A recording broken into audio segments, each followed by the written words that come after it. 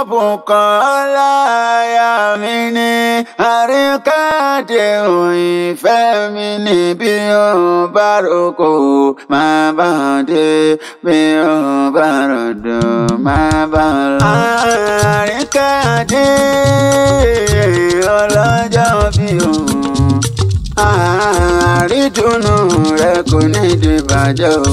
Ọlọ́jọ́ ìbí Adésànyà Olúwàbùkọ́lá máa ní. Ọlọ́jọ́ ìbí àwa ṣọdún owó Bùkọ́lá wa máa ṣọdún àlá. Ọlọ́jọ́ bí ọkọ rẹ màmá ló ní wípé ó kúrò ló fẹ́ mi lọ́bẹ̀. Bàmí kárí kàdé Olúwàbùkọ́lá Adésànyà ni mo ń ké sí. Olúwàbùkọ́lá mo pé ó máa gbóhùn ẹnu mi. Oríkà onílájà mi rẹ̀ kankan ẹja màmá bí ó ṣe yé. Àṣẹ ìsàmọ́dún ọdún ẹ̀yọ́ ọdún owó ọdún àrà ọdún rẹ̀ ló máa ṣe. Òní sọ́dún bànújẹ́ lálárọ̀ wọn bá. Àríkẹ́ ni mo ń pè tán.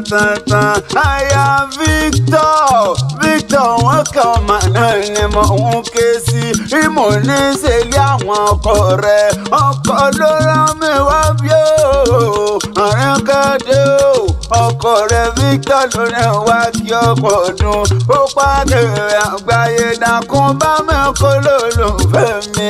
Aya mi kòríkòsùn mi ìdùnnú èmi fíà èmi ni ìyá àwọn ọmọ mi. Ó pé mo ti mójú rò kó mo mójú rọ̀ṣà mo fojú kàlágbá lúgbò mi. Mi ò màmá rẹ̀ níbi Àríkàdé o bí epo ní sẹlẹ́bù bí odò ní sòmùwẹ̀ mẹ́bí bí kí n ti rólólùfẹ́ mi aya mi Olúwàbùkọ́lá Adésànyà Àríkàdé bẹ́ẹ̀ ni màá ṣe mí lọ́jọ́ gbogbo.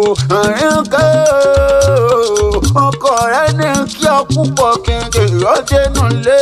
Ó pé kíkú má pa ọkàrùn má ṣe ọ. Ọkọ rẹ̀ ní o má ṣẹlẹ̀ nílé ayé o. Ìlọ́wọ́dì ilé àwọn bàbá rẹ̀ máa níjà owó. Àríkà ṣe máa ń sọ̀rọ̀ ẹ̀yẹn ní Ìjẹ̀bú lẹ́ọ̀mọ èrè ni wà. Ìjẹ̀bú Èjìrìn ní sẹ́lẹ̀ àwọn bàbá rẹ̀ lábẹ́ Ẹ̀pẹ́ local government ìsàlẹ̀ ti ṣe wá. Ẹ̀pẹ́ olùkọ́ àbàtà Ẹ̀pẹ́ alárọ̀ ọmọ ogun mọ́dẹ́dẹ́. Ẹ̀yin lọ́mọ oríjìnà ọmọ Èkó ọmọ akéde ìlú òkun ẹlẹgbẹ́ lúgbò mi ni ńlẹ́mọ̀dúnrún mọ́dé o. Ìjẹ̀bú ni mo ń pè wò mọ̀dúnrún mọ́dé yòówù máa dùn mọ́tò pẹ̀lẹ́ yẹjẹ. Ayé ló gbàjẹ́ fún tó wẹ̀ ní tiẹ̀ ní wìnìwìnì. Ayé ló gbàjẹ́ fún tó fẹ́ ní rẹ̀ yóò kó sọdún àgẹ̀mọ́. Ọmọ alágẹ̀mọ́ àbèjì ẹnìkan kò sẹ́ni tó mẹ́kún wọn kó bára rẹ̀ o. Ìbá ló mẹ́kún wọn kó rámọ́. Àfijù Ìjẹ̀bú ti fọkọ rẹ̀ jápè náà. Ọmọ Mọ̀ráyẹ̀ máa rókò nílé yín. Morókò tó ayáṣẹ́ ti fò lọ. Oníṣù nílé wọn lọ́bẹ̀. Ọbẹ̀ kọjú tí ń bẹ́ lè mọ́lé bàbá tó bí lọ́mọ. Ọ̀nà mọ́ ìbá lọ́dà wọn bàbá yẹn. Onígbọ́ má ṣe mọ̀dé Ìjẹ̀bú Àríkàdé o. Ẹ̀yin lọ́mọ onígbọ́ máwọ̀ ó ń gbọ́ máwọ̀. Àjòjì tó bá wọ gbòòrò á sì dẹni ẹbọra. Àjòjì tó bá wọ gbòòrò á di ti tẹ̀ mọ́lẹ̀. Oríkì ilé yín Àríkà máa gbóhùn ẹnu mi. Ọmọ olófi ọmọ ládẹ́ra ọmọ olóde bùté o.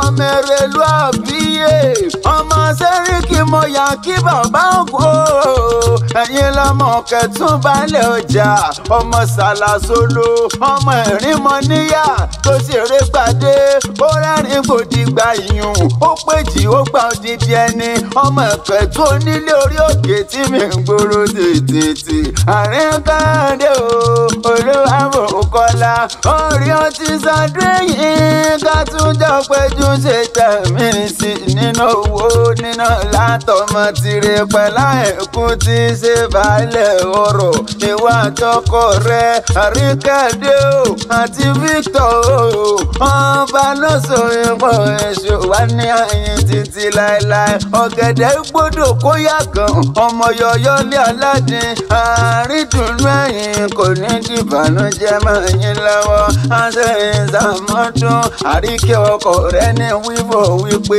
ọdún ayọ̀ ìfẹ́ mi ọdún ìdùnnú sweetie mi ọdún rẹ̀ ló máa ṣe wàhálàrí kẹ́.